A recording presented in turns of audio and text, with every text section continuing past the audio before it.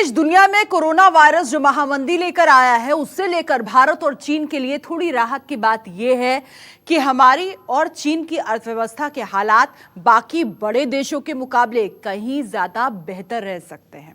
फिर भी कोरोना के बाद वाली दुनिया की अर्थव्यवस्था काफी बदली हुई होगी। देखिए कोरोना के बाद की आर्थिक दुनिया कैसी हो सकती है, हमारी रिपोर्ट।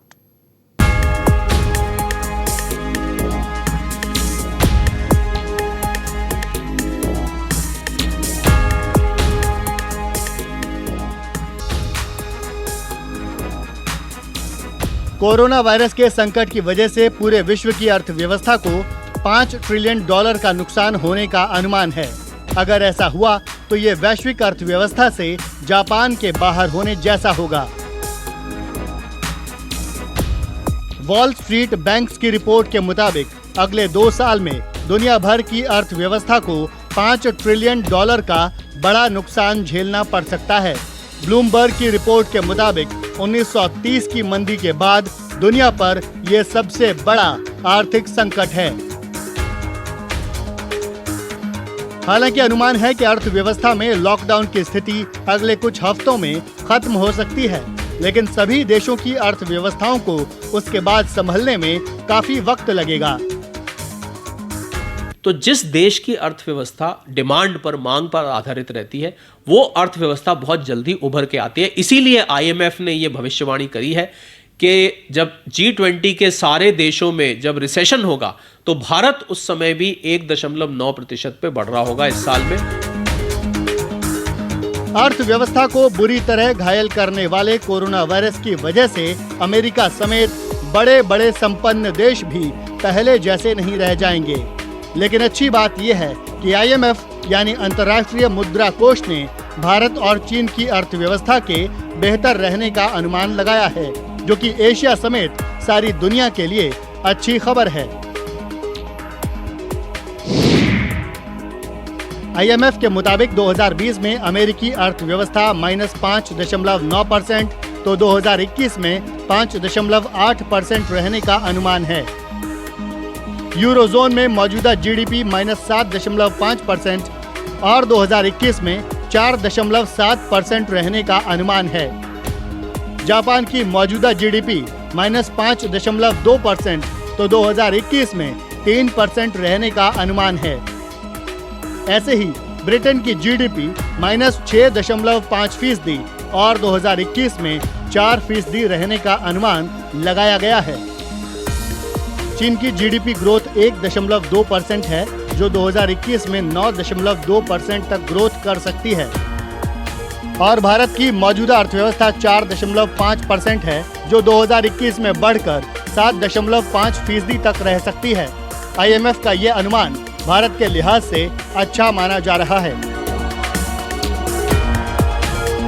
IMF के आर्थिक जानकारों के मुताबिक 1 दशक पहले भी आर्थिक संकट आया था, लेकिन तब संभलने में ज्यादा वक्त नहीं लगा था। हालांकि इस बार हालात उससे काफी अलग और बदतर हैं। ऐसी स्थिति में सभी देशों की अर्थव्यवस्था के पॉलिसी मेकर्स संकट से उबरने का प्लान तैयार कर भी लेंगे तो उसे पूरी तरह अमल में लाने और उसके अच्छे नतीजे आने में बहुत मशक्कत और वक्त लगेगा। कोरोना महामारी ने दुनिया को ऐतिहासिक संकट में डाल दिया है। वैश्विक अर्थव्यवस्था में 2020 में 3% से 8% की गिरावट आएगी। 1930 की महामंदी के बाद 2020 में सबसे बड़ी वैश्विक गिरावट है। संकट को संभालने में सरकारों और केंद्रीय बैंकों की काबिलियत होगी। कोरोना संकट 2 साल में विश्व की GDP के $9 खरब ले डूबेगा। फिलहाल कोई भी देश इस नुकसान से बच नहीं पाएगा। 2020 की दूसरी छमाही में कोविड-19 महामारी पर काबू पा लिया गया तो अगले साल वैश्विक विकास दर 5.8% पर आकर संभल सकती है। So for the first time since the Great Depression, both advanced economies and emerging and developing economies are in recession. For 2020, growth in advanced economies is projected at -6%. Emerging market and developing economies which typically have normal growth levels well above advanced economies, are also projected to have negative growth of -1% and -2.2% if you exclude China. Collaborative effort is needed to ensure that the world does not deglobalize, so that the recovery is not damaged by further losses to productivity.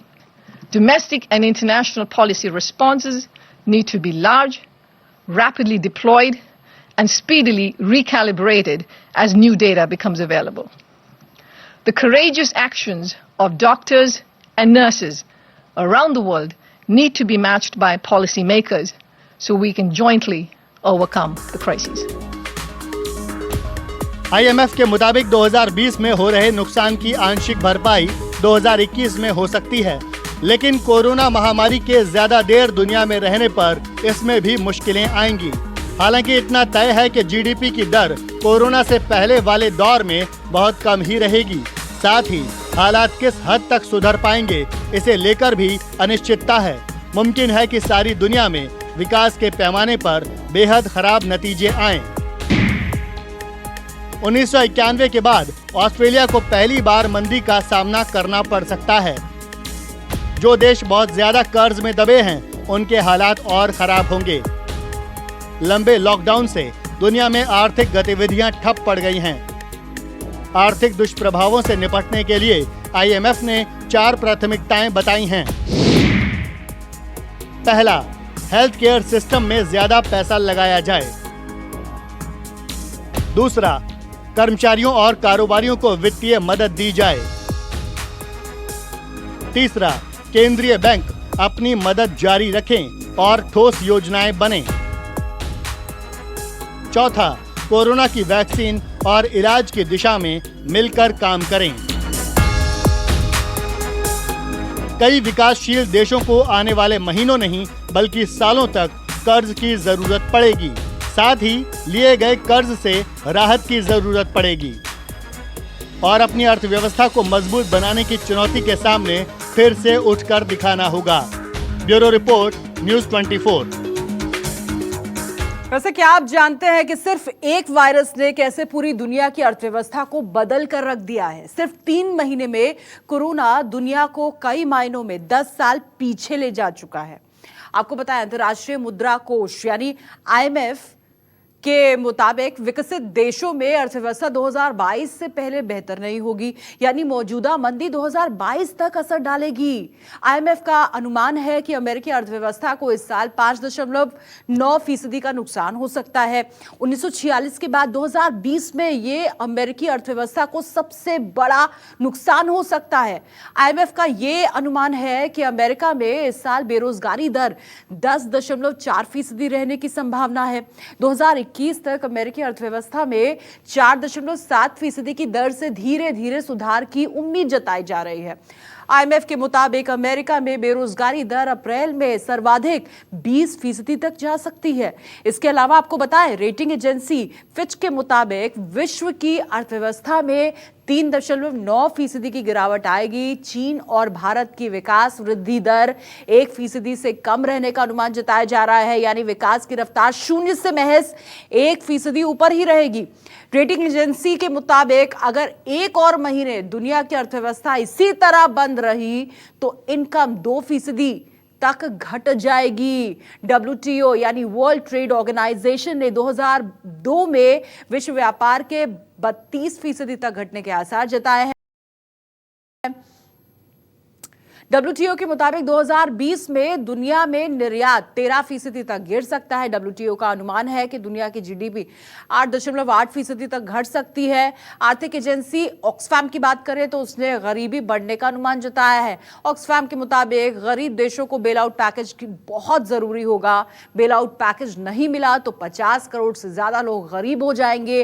Lockdown दुनिया में गरीबी रोकने की लड़ाई को 1 दशक पीछे ले जाएगा। छोटा सा ब्रेक, जल्द लौट रहे हैं, आप बने रहिए न्यूज़ 24 के साथ। अगर आपको हमारा ये वीडियो पसंद आया हो तो इसे लाइक और शेयर जरूर करें। अगर इस वीडियो पर आपकी कोई राय है तो नीचे कमेंट भी कर सकते हैं। और हाँ, देश और दुनिया की तमाम खबरों से वाकिफ रहने के लिए अभी सब्सक्राइब करें न्यूज़ 24 का YouTube चैनल। न्यूज़ 24, निष्पक्ष खबरें।